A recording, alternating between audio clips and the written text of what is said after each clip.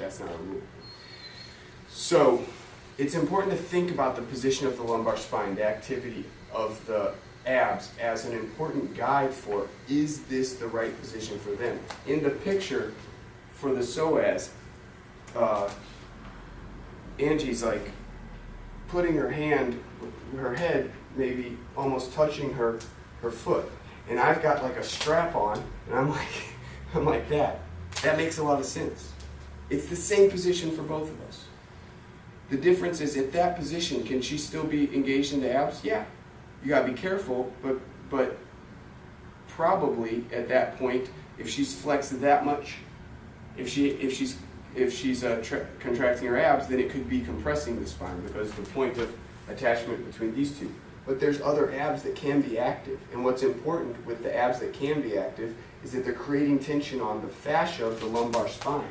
That tension in the fascia of the lumbar spine is allowing the ligaments and all of the connective tissue to be the structural element it has to be to protect the discs, to protect the joints between the bones of the vertebrae. Because if we relax that and put ourselves in a passive position with a lot of force, that's where the force ends up, in the discs, in the bony elements of the spine. And that's why all those ligaments and all those muscles with all those fascial connections that create structural spaces and walls exist, is to keep that from happening.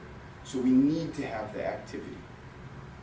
You see what I'm saying? The ideal alignment and posture has to come from an active state, unless we're in a very, very comfortable range of motion.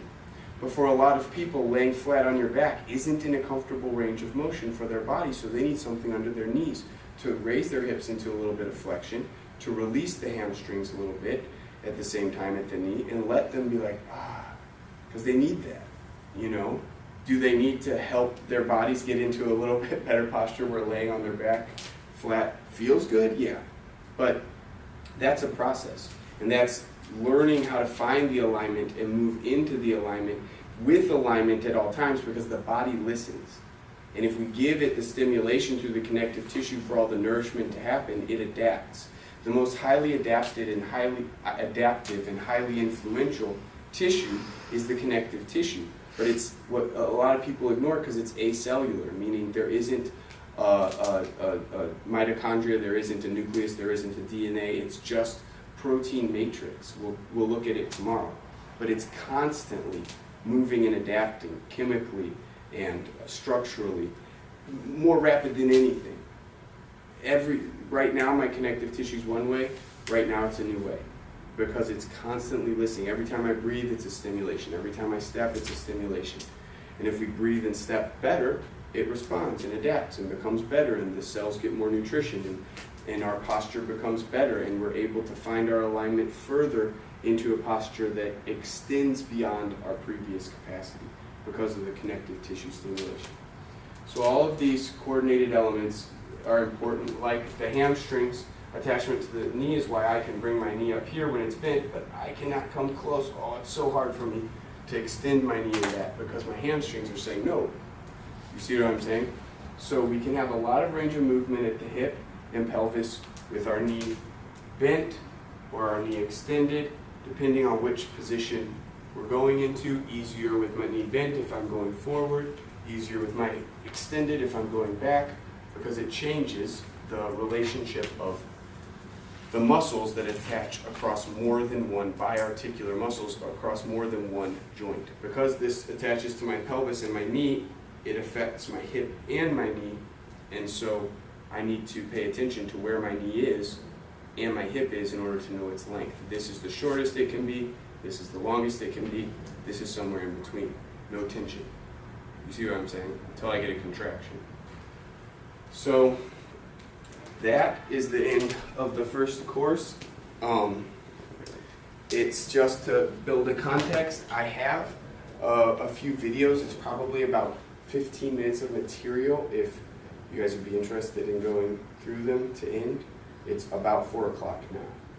So if anybody wants to, I can give the links, because it's just this French website, and I'll have all the links emailed, and they're really worth going through. There's one problem is, there's one video with the last few minutes that I'm going to show. Because we have just a few minutes. Because this is the one that, yep, and look, it's right there. So here is the deal. No need for sound because it's all in French. So here's the sacroiliac joint. So these are the movements of torsion. These are the important ones to understand in life. These are the ones that not everybody believes necessarily occur. This French university does, obviously. But they're proven. The point is that as you walk, one ilium is capable of moving in a different direction than the other, along the sacroiliac joint. You see that? As you move, one side comes forward, the other side goes back, allowing that sacrum to move in rotation and in side bending at the same time.